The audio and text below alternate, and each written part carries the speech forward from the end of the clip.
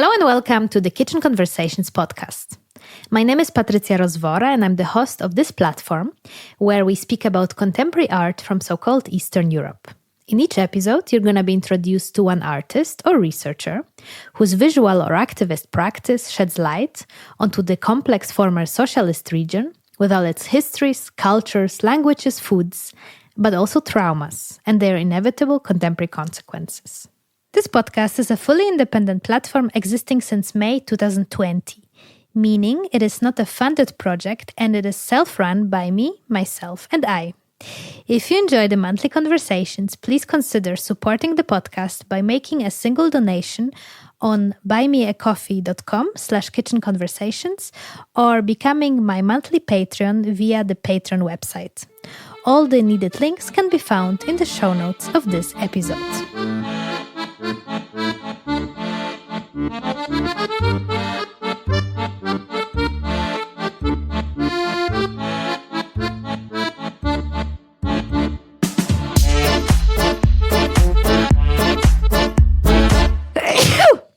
Hello, spring is here and so are the allergies, as you can see. Welcome to each and every one of you who have decided to tune in to this episode of Kitchen Conversations. So far this year, we've been talking a lot about film, so I thought it's time for a change. My guest today, Aziza Kadyri, is an artist I've wanted to have on the podcast for a long time. Fitting into her busy schedule wasn't easy, but I'm so happy you'll be able to hear Aziza's voice because, as she says, she has a podcast voice.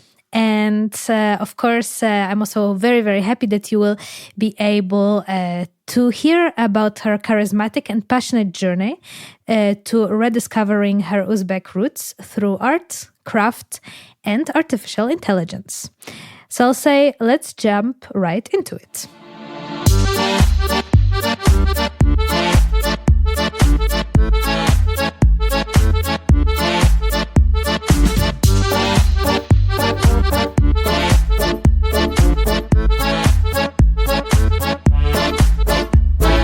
Welcome, Aziza, to Kitchen Conversations. Thanks for having me. Really happy to be here. Where are you now? Are you in your studio or in your home? Yeah, this is my thinking space. It's my studio at Somerset House. And it's funny because you can see actually, so there's different body parts, but in mannequin versions. So I you have see those. Some torsos over there. There's actually a head in that bag. And there's some arms over here. So this is... It's funny. It's something that I do.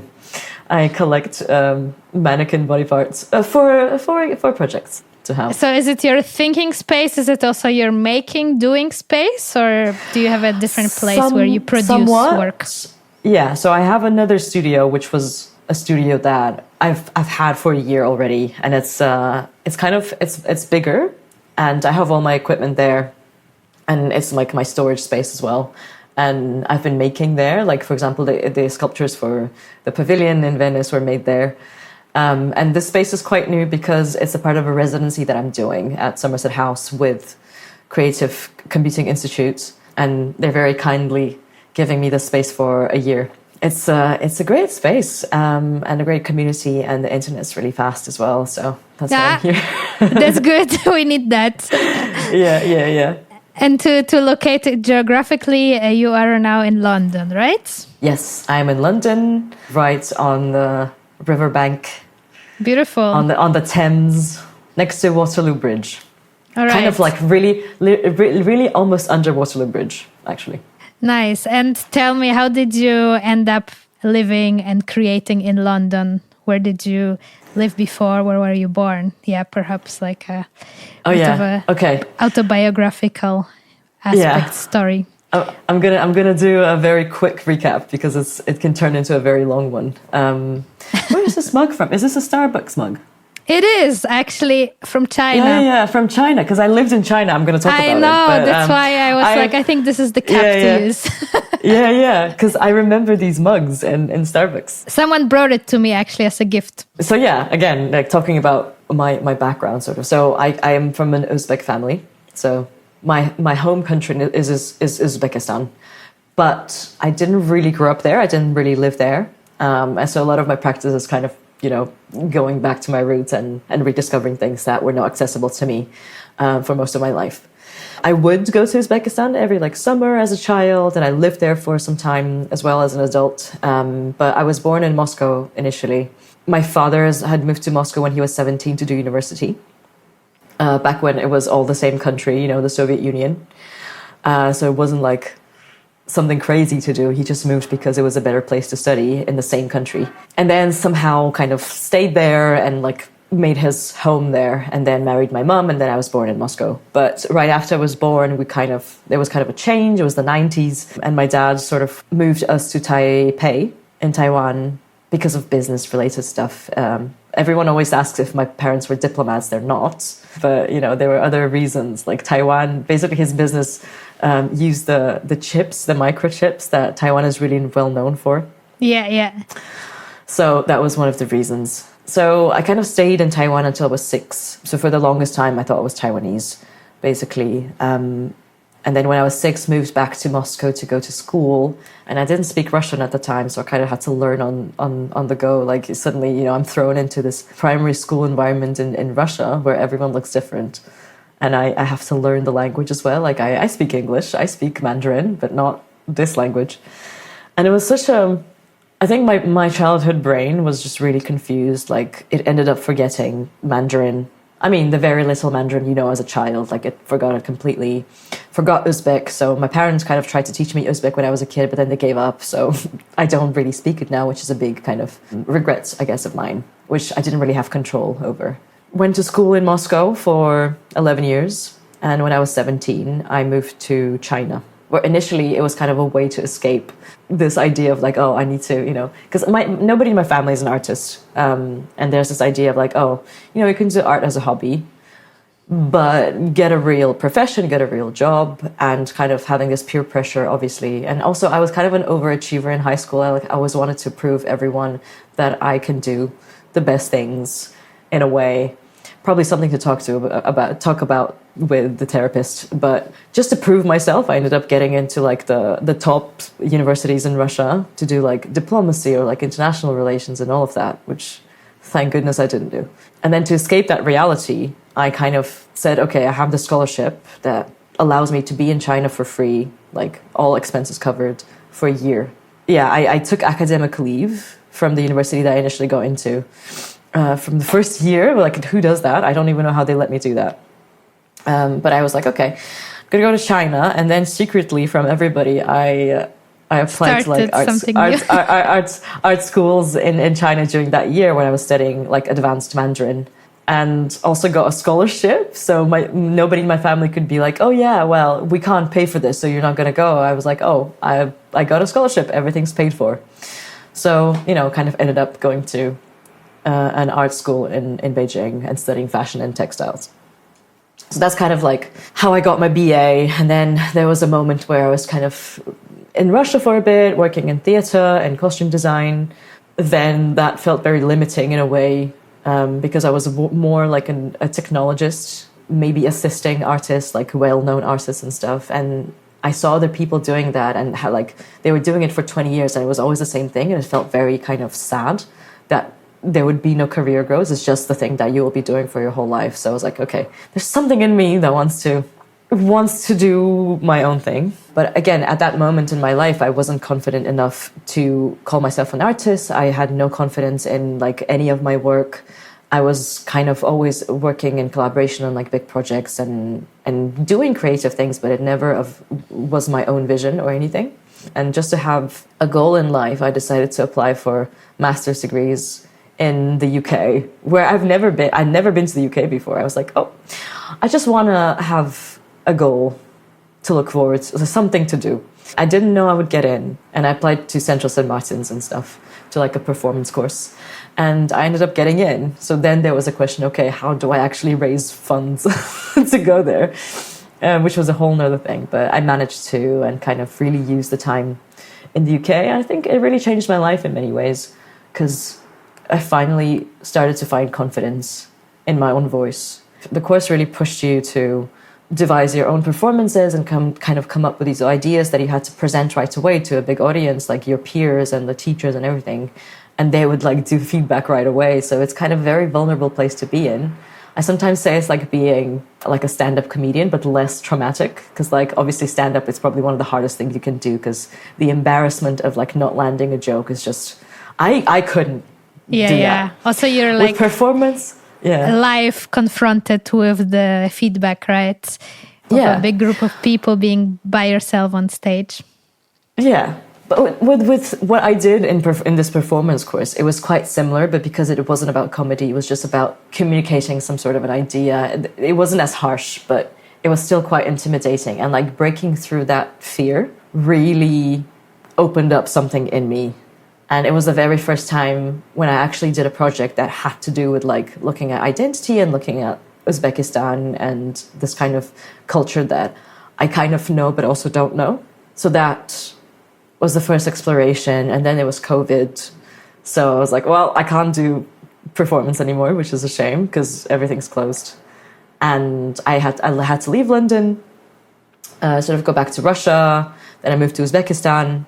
And it was like a transformative period where I was also looking at technology. So this is how I started working with technology, because we were all in lockdown and I'm just a naturally curious person. So I was like, oh, let's learn something new. Let's do some AR, which became a career for a while, which is insane.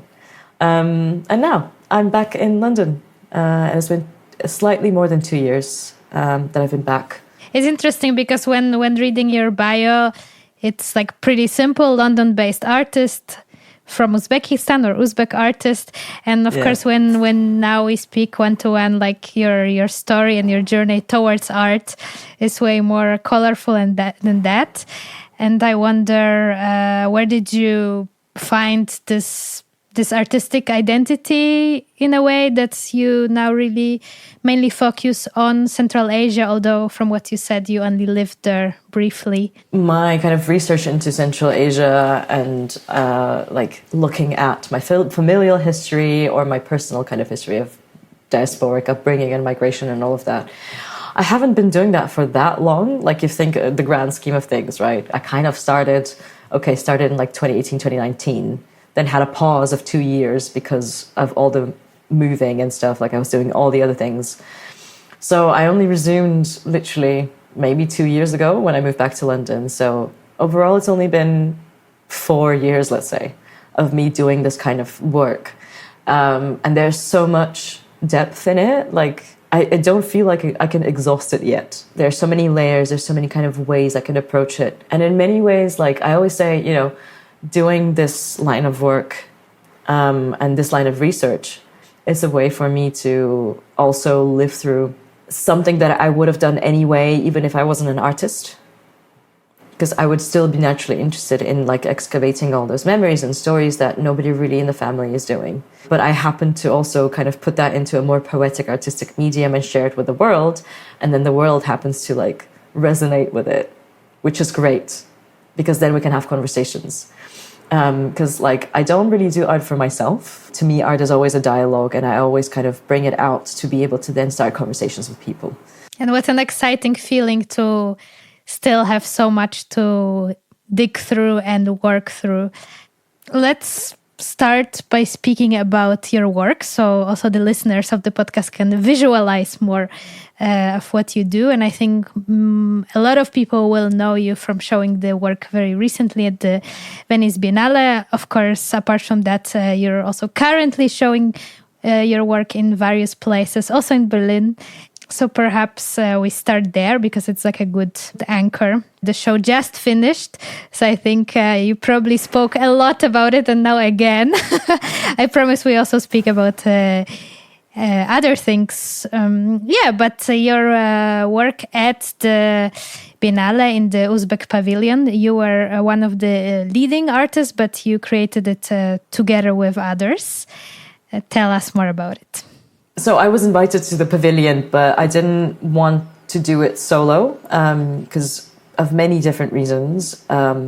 Mainly, I'm a person who did not grow up in Uzbekistan, and like the question of representation is always something that I ask myself, like, okay, how is it valid for me to represent an entire country? Is it valid for me to show the things that, are relevant to me, but would other people resonate with it? And since I also work collectively, like, you know, I co-founded this collective back home, which works with themes of, feminism and kind of women empowerment and so on, which is called Kızlar, which means girls. There's so much energy, and it's such a big part of my life that I really find a lot of meaning. I derive a lot of kind of purpose from working with the girls and working with our collective and kind of supporting the community. So I really wanted to bring the collective in as well, just to, first of all, create a more collective, maybe collection of voices, and to represent this young generation of women, which, whose experiences weren't really ever represented on this international platform. And so, in Kızlar, the girls who worked on the research, so it was Nastya Sever, it was Sofia Said Khalil, Camille Zahido, Gulnozer Gashova, who is not part of Kızlar, but she did tremendous work as well. Yeah, they did amazing research and did performances and worked with the community, worked with women, kind of collected all these stories. The research that basically became kind of the basis for the entire emotional and kind of narrative journey that was created in the show. That was really important to me, and also we invited other artists to join. There were sound artists. Sofanis, who's my long-term collaborator, he kind of conceptualized the sound design that was in the pavilion, and then Amalia Aybushova, who's a Tashkent-based sound designer and musician. She was collecting sounds and creating a sound bank that then was also used kind of within the pavilion. And then, yeah, there were so many people involved. There were amazing architects at Adra Studio, and Madina Kasambayeva, who was the lead artisan, who then, worked with her own team of 20 plus people to be able to recreate the crafts that we're kind of putting into the pavilion and so on. So I worked with their team as well, sort of kind of providing designs and having conversations, and then having them inputting their own kind of agency, I guess, into that to some extent. There was a lot of blue in the installation. Maybe we can start from there. Where did the blue come from? I mean, there is a version that we put in the text that is kind of easier to explain, I guess. So the official version is that, blue is a very prevalent color that exists in urban spaces. You have all the blue in the crafts, the ceramics and also the mosaics on ancient buildings, but also Soviet mosaics. There's a lot of blue. The domes of the mosques are this turquoise blue, and there's the blue sky, the peaceful sky, all of that, which resonates to some level. But I think it was more of it's something that then came after the initial idea for the blue that I had, because I work a lot with salvage textiles or found textiles. I work a lot with vintage vendors in markets, and they have these stalls with all these fabrics that are just found in some people's chests and stuff that were produced during the Soviet time, for example. But those are traditional fabrics. And there's this very specific fabric that is called bekasam. It's a type of weave. And it's usually striped, and it's used mainly for masculine clothing, but it's very plain. And this very specific type is a blue and black stripe, pinstripe. It's very evocative because any person who is from Uzbekistan will look at it and be like, oh yeah, this is so familiar, this is so traditional, this is what we associate with traditional men's clothing, everyday clothing, and so on. But because it's such a plain fabric, it's never really celebrated in any of the exhibitions, nobody really shows it off, and so on. And to me, this kind of invisibility of this specific type of fabric again mirrors the invisibility of the experiences of women that we talk about, that everyone knows about, that these experiences exist, but nobody ever talks about them or celebrates them. And because in the pavilion we were really looking at the beauty of the everyday, the beauty of the mundane in many ways, the beauty of how we deal with daily rituals and daily kind of issues and problem solving and so on within our specific context. So this fabric was the starting point, because to me it embodied a lot of that. And it happened to be very blue. And there's this idea of the blue screen, the chroma key screen, that kind of then grew into the curtain that you see in the pavilion. For those who didn't see the installation, tell what people could find in it, see, encounter, feel. there's like a 3 report bar series which I recorded recently when I went back to Venice for the last week. And it's me literally like doing a tour of the pavilion. So check out my Instagram, follow my Instagram for more videos where I'm actually like standing in the pavilion being like, this means this and this is this. That's great. Visual but yeah, tour. but what it's quite a big space. It's in the Arsenale. It's I guess like a warehouse, former warehouse, or like a hangar where I think they made sails in there or something. I'm not sure. Someone told me that. It's quite a big space. It was quite a challenge to like think of, oh, how do we actually fill this space?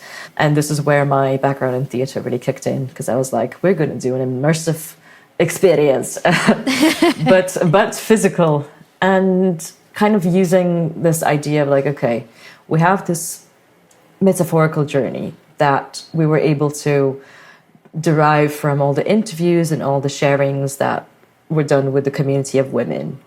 There was a big kind of process of us putting all of the testimonies together and then reading between the lines, maybe finding similarities, finding similar feelings and emotions and like body states and so on. And that like we kind of distilled into a 3-part journey.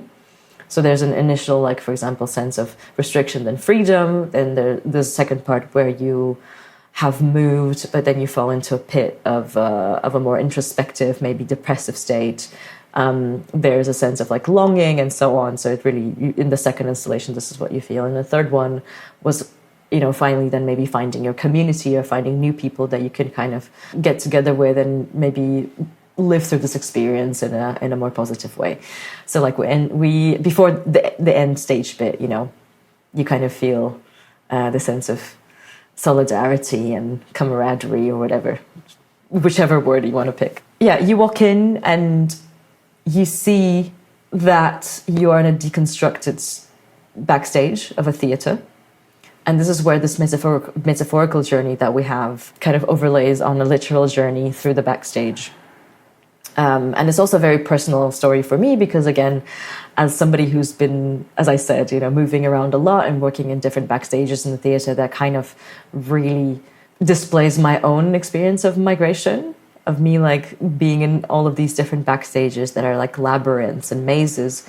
And when you're in the backstage, you have all these random props from one play on one side, and then you pass through the corridor and there are all these like costumes from another play, and they all tell some sort of a story, but they never tell the same story. It's like fragments from different narratives that never make sense. And again, going back to the metaphorical journey of like migration and like searching for a sense of home. Like for me, for example, like I have all these random fragments of identity, and the reason I'm doing what I'm doing is like because I'm trying to bring them together and try to make sense of all these stories. So there was this kind of direct parallel between these concepts. So yeah, this is what we created through sculptural costume. There was costume and like these clothing rails that were then changing shape and becoming more evocative of like specific shapes that you see in Tashkent in like urban environments. And then there were videos that were made by Kızlar Collective that also then took their own memories and the memories that were shared by the participants and put into these like endless looping videos that carry more of a vibe or like a emotional narrative rather than an actual story, with some poetic sort of excerpts from what people were saying in the interviews. Then we had also a performance video where women actually did their little performances in their own spaces. What else did we have? We had obviously sound. So it was like a 6-channel sound that changed tonally, emotionally, narratively as you walk through the space. It was kind of this multi-sensory experience. I mean, what we really wanted to do and what I really wanted people to do to just explore and touch things and like go in, because, for example, the sculptural costumes were made to like embody specific body states, memories. So you could kind of like put your arm through or sit inside and physically feel the specific memory. Definitely sounds super immersive and more of an like experience art. So I guess it's quite difficult to give the feeling of it in a portfolio or something like this in photographs. So I think it's super nice that you can now explain it, and also people can see it then on your Instagram videos. And exciting that you had this playground to work with, like this old hangar or something. Sounds like a nice also communal thing that you did all together. And I'm curious how you work with the craft part, because your work is very crafty. There is a lot of time put into the small details, and literally like the very hands-on materials. If you can speak a bit about how you approach this in that work and also all your other works. Yeah, I think, working with artisans is one of the research questions that I have for myself in my own practice. I look at this relationship between an artist and an artisan, which again, quite artificial, I think. Vague, yeah. They're different. They're made different quite artificially, because again, then I keep, in interviews I usually say, I'm trying to erase this artificial divide between arts and crafts, or visual arts, which is always elevated in the hierarchy, and then crafts is something that is not as important as visual arts, which, this kind of divide and hierarchy doesn't really work, I think, in the context of our region, because so much important art was actually concentrated in what the West considers crafts. So yeah, looking at this relationship between myself and the artisan, and how we can sort of elevate each other's practices, and also what we can learn from each other. I know definitely I can learn so much from artisans. They're amazing. I'm wondering what they're learning from me, which is something I need to talk about with them directly. But yeah, in the pavilion, we worked with Madina Kasambayeva, who's a renowned embroidery master, Suzani embroidery master in Uzbekistan. She has this beautiful team of women that she teaches. She brings in women sometimes from very difficult life situations, and she gives them this opportunity to learn and kind of be part of this community that creates beautiful embroideries. And I think she's opening her own little studio museum thing. So yeah, she's great. For all the other projects, I always collaborate with Yulduz Muhidinova, who is also an artisan. She's originally from Nurata, which is a town kind of to the north from Bukhara. We have a very close relationship, and I truly, I really miss her right now. I wish I could see her. I don't know if she thinks that, but I definitely think that she's a part of the family. I always learn from her, and especially different more folk interpretations of ornaments, because my interest actually in Suzani embroidery started from a project that I did with Yulduz, which is based on my great grandmother's dowry, 9 Moons, the piece that I think you saw in Berlin. Exactly, is on show in London right now. It's the very first piece I ever did with embroidery. And through having conversations with her and trying to understand what's the best way to do it, and then seeing how she works with then kind of the people that she employs as well, because obviously she doesn't embroider everything herself. There's a whole kind of, I don't want to say industry, it's not really industry, it's artisans who just do work at home. And they take the work, one artisan is really good at the chain stitch, another one is really great at the satin stitch. I don't really know what's the English equivalent of that. Yeah, the logistics of okay, these people are now in between feeding the baby and cooking dinner, they're going to do a bit of the chain stitch, and then we're going to swap, and these are going to do that one. And the best thing is that, they're all earning a bit of money on the side, to be independent, have this independent, first of all, economic resource. They can earn good money from embroidering, contribute to their own family economy, or just keep it for themselves. And it's usually all women, kind of just living in Nurata or somewhere else, and they're all incredible. And Yulduz, the artisan, she's more like a producer now. She makes sure everything is done well and correctly, and she also liaises with the person that copies the designs, and then she has another person who dyes everything with natural dyes or whatever dyes. And it's a beautiful process to see, and you see how complex it is.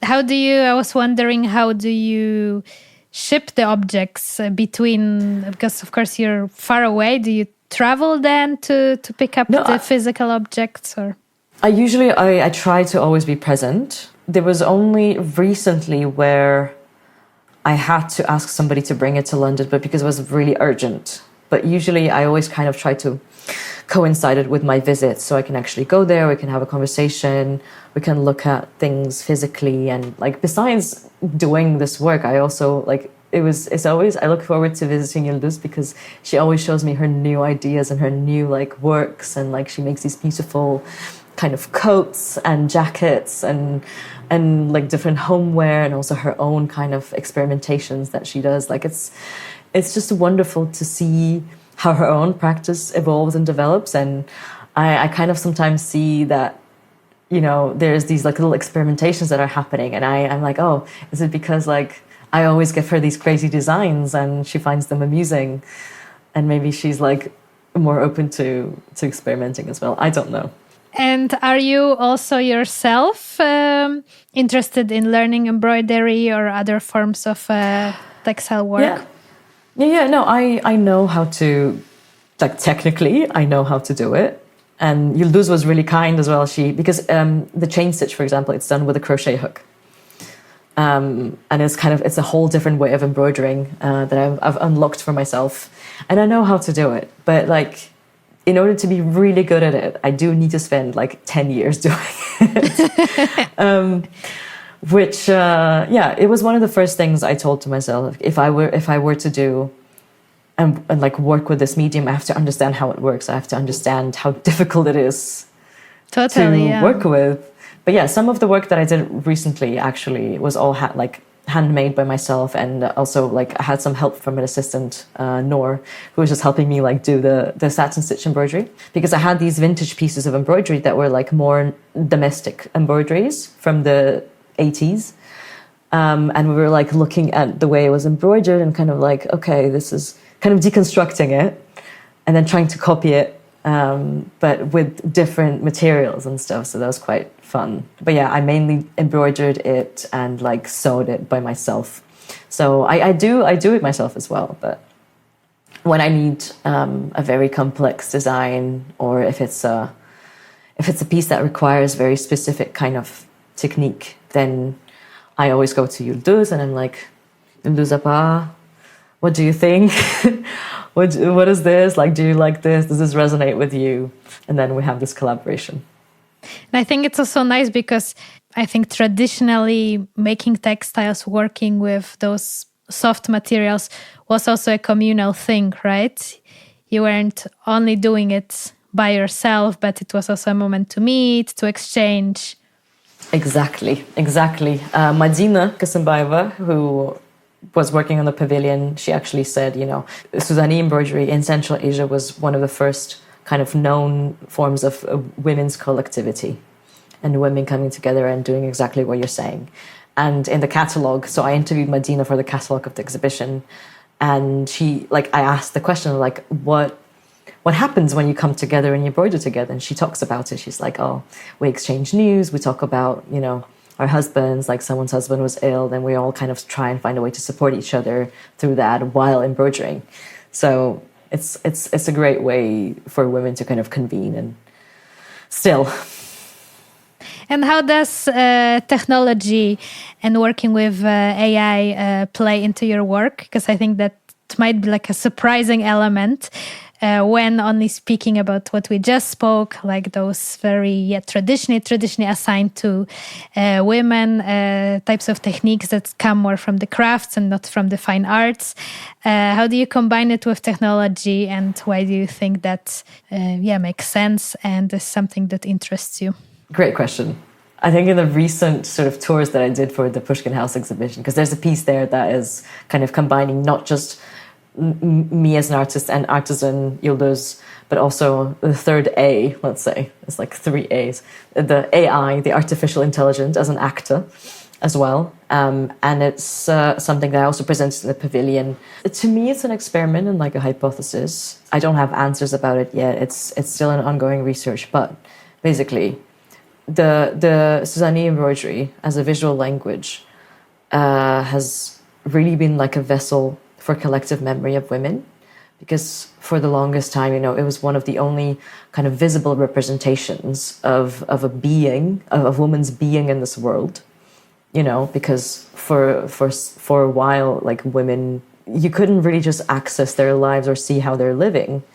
And this was like an outwards representation of what was important to them, what they were seeing around, like the meanings that they encoded in there. And it's not just Uzbekistan, like any sorts of embroidery anywhere in the world has had these different forms of like either becoming a protest or becoming something that records a history or something. So I was interested in this kind of idea of collective memory, and then thinking about AI as a tool, as a phenomenon. It is also sort of this vessel for collective memory of the globalized world in the past 30 years. And just thinking about this and how it reproduces this kind of averaged version of the world, and then how the embroideries became this averaged, somehow, well, specific to cities, kind of stories of women, because then they were being reproduced more manufactura in like workshops where it was already more industrial, and then obviously during the Soviet times factories, the craft was kind of maybe? lost. Yeah, not really factories, but like it was created more like to be sold, commercialized. Commercialized. Yeah. Before the Soviet times, and then during the Soviet times, completely abandoned, really, besides like domestic embroideries, because industrialization, we have to use a machine to embroider, which is a completely different craft. Anyway, so I'm now looking at these parallels between this pattern production, which was physical and like historical, and another pattern production that we're experiencing right now, and seeing how maybe through this conversation between these two media we can revive the essence of the craft. And when I say the essence, is like women recording what is relevant to them right now. Because the craft, it has been revived after independence, but in many ways it's either like very commodified for tourism. So like, tourists come and they want to buy all the pomegranates, and that's it. Everyone is making pomegranates now, which is not necessarily, it is a reflection of what is going on, but it's not a reflection of what is going on in women's lives directly, right? Or there's another tendency of just conserving it in the state that it was relevant like 150 years ago. But in the same conversation with Madina in the catalog, she's like, Aziza, I have to confess, like, for example, there's this pattern in the Tashkent embroidery style, which is this leech or a snake, and it's meant to ward off evil spirits, but I cannot resonate with that. Like, I don't believe in evil spirits. Like, why should I care about this specific ornament? And I was like, great that you say that. Because how do we then, modernize the craft for it to continue being this like visual language?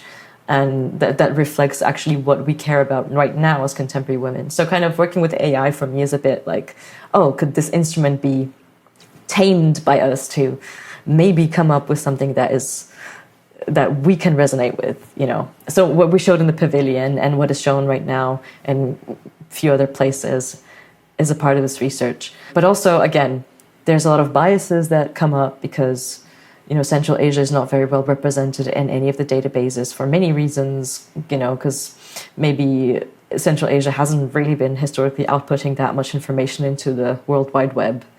So the data mining doesn't happen in like, let's like look at all the Central Asian stuff. There's not much. So how do we, as young people, maybe contribute to that? Like, the AI is not going to go anywhere. Like, AI is going to stay. So do you accept that the technology, like if you opt out of it, do you accept that the technology is going to like forget about us because it's not going to remember any of the images that could have been put into the database and so on? It's like it's a huge question, ethical question, whether we want to be a part of that. I don't know. Again, I don't have answers. I personally believe that we should be remembered, and like we have to look at the biases, the Western-centric biases, for example, or like another way, because a lot of the technology is also made, for example, in China or in East Asia. So there's also like things that are maybe more East Asian. When you generate something that is Central Asian, it sees the word Asian and makes it very East Asian.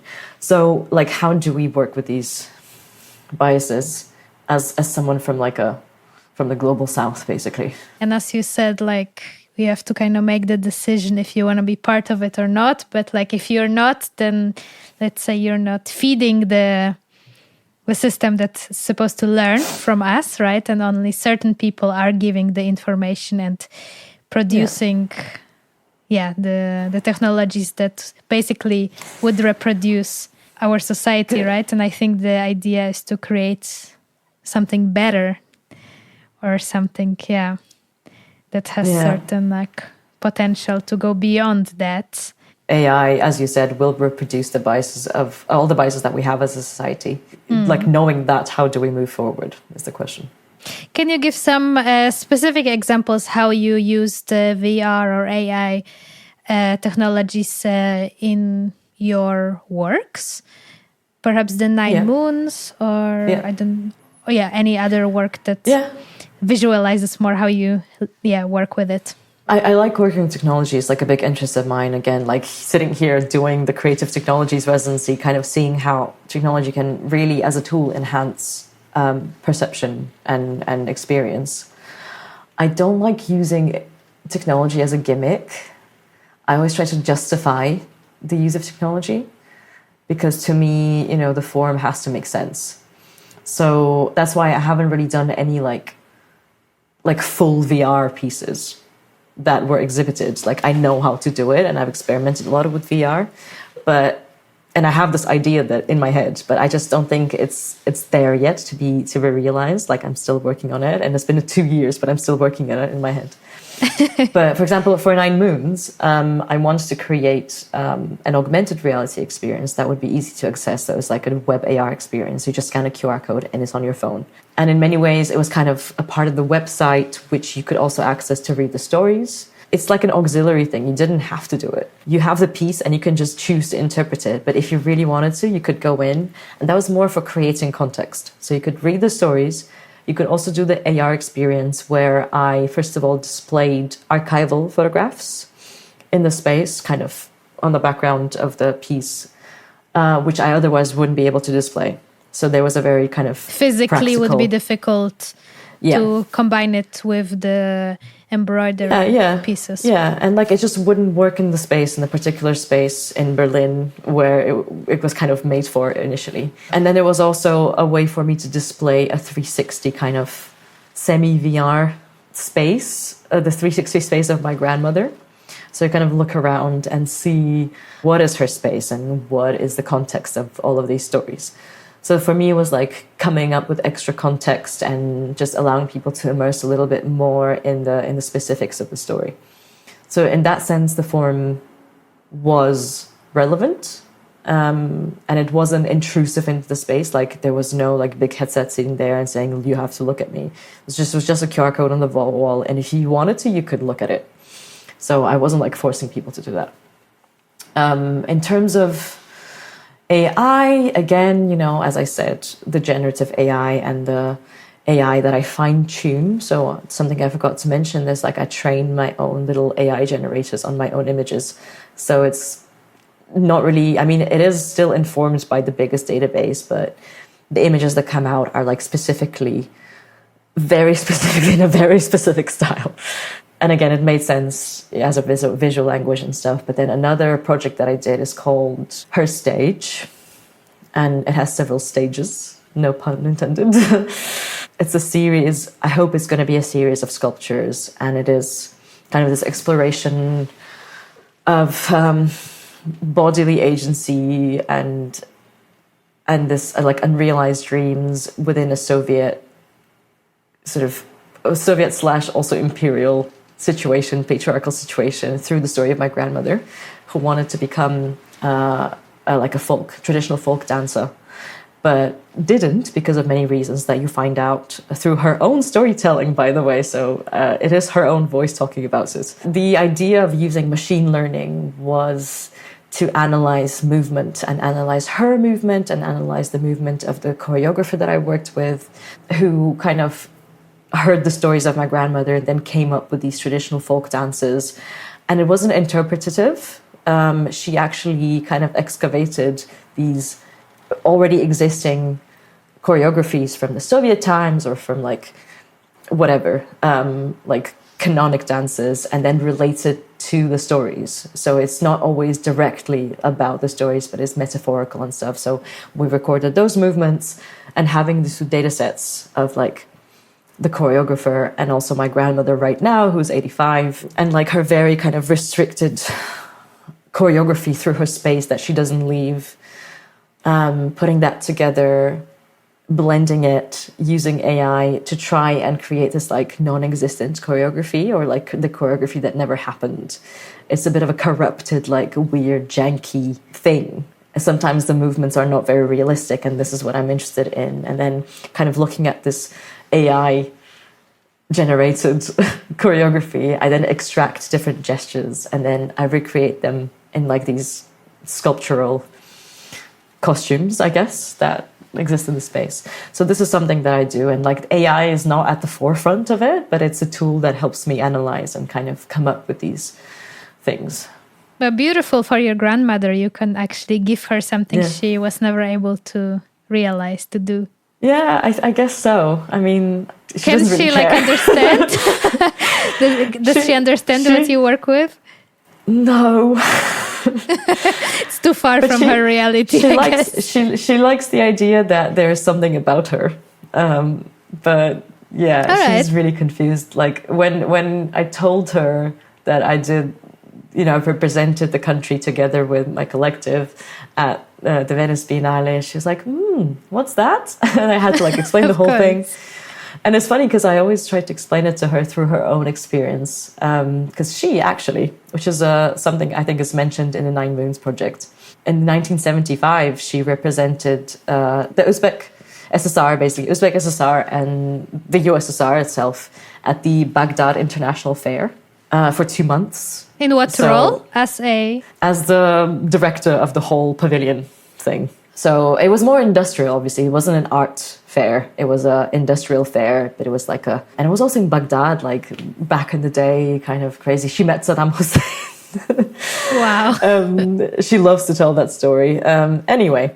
It's a good idea to explain to her, like through her own experience, what you do. Yeah, and I was like, remember you did that like in 1975? So I did something similar, but in the art world, and it was very important. And then she's like, oh, okay, cool, nice. So this is the thing. Like nobody in my family is a professional artist. But I do think, and a lot of my projects, I look a lot at this suppressed creativity that wasn't allowed to blossom in many ways due to like specific ideas within my family, because of patriarchy, because of the Soviet expectations, because of many different reasons. Like, my grandmother, super creative, beautiful dancer. Her whole life, everyone was always like dazzled by her fashion sense and her she was always the first person to be asked to dance at a wedding. Like there's so much creativity there, but she wasn't really allowed to show that professionally. And then, for example, my dad taught me how to draw. My dad loves to sing. He plays guitar.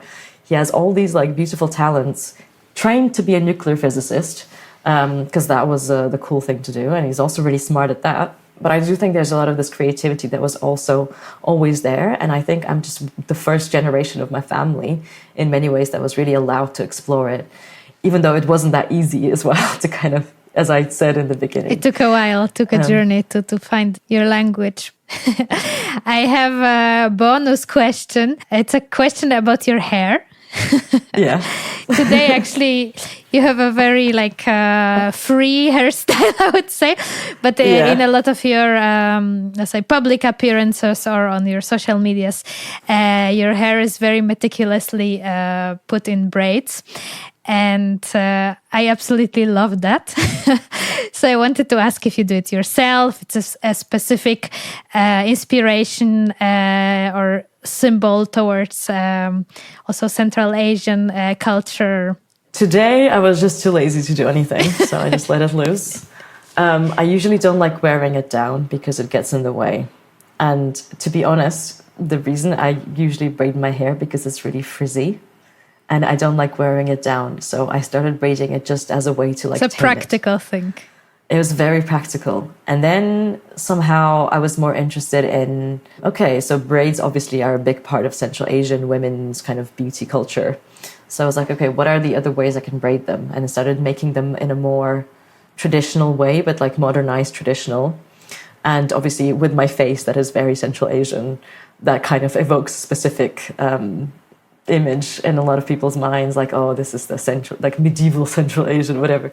I get a lot of that. So it was always very practical, but now it sort of became a part of my image, which I enjoy. And I braided myself. I don't have anyone else to braid it for me. Actually, my younger sister, she's absolutely phenomenal at braiding hair. And like, I'm going to see her in a few weeks, and we already have a pact that she's going to braid my hair every day because she does the most insane hairstyles. That's like so cool. Things that go like this, and then the braid that go like down here and this and that. I don't know how to do that. Mine is just simple, kind of like, So she actually, like, the practicality and also her really loving to braid my hair, because I think she says my hair texture is very like, it's like butter, like wherever you put it, it just goes. Like it doesn't slip away. You want that, you need that, yes. She's really great at that.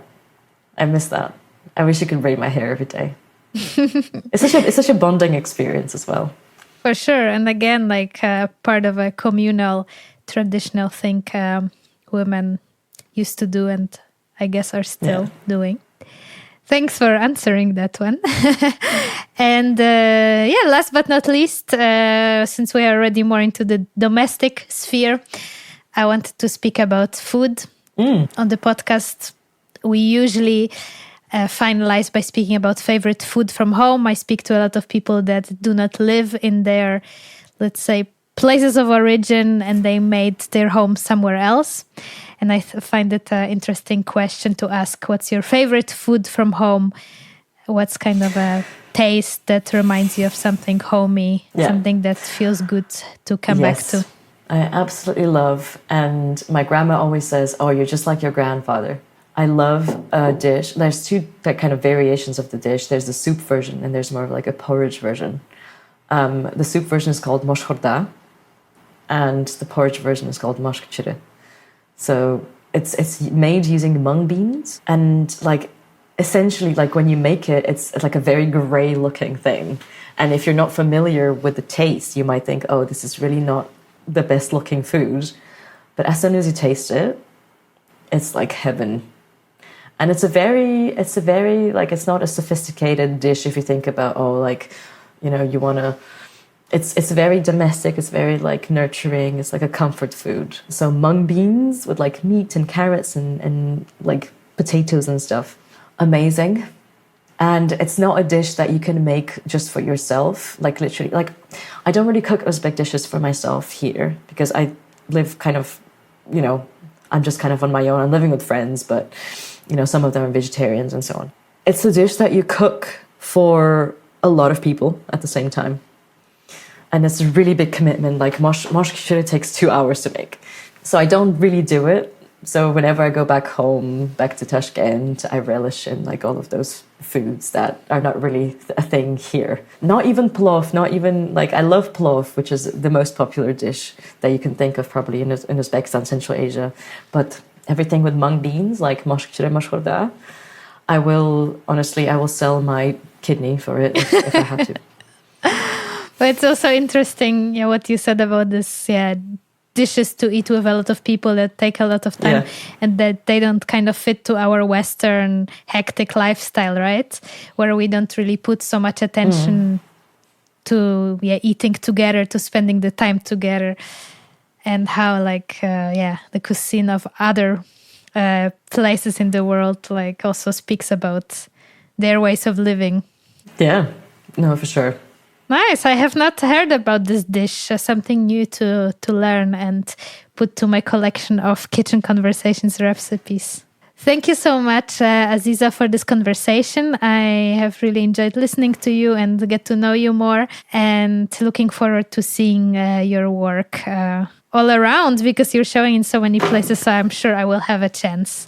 Thank you so much for this as well. It was really lovely, and I always love kind of sharing and hearing feedback and just kind of having these discussions, because I think that's one of the best parts of being creative.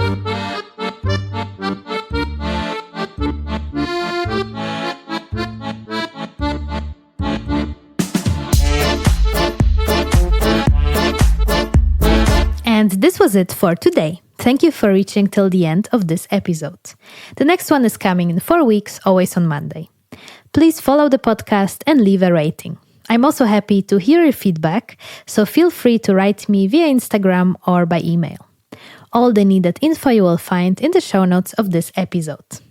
In the meantime, take good care and we hear each other soon.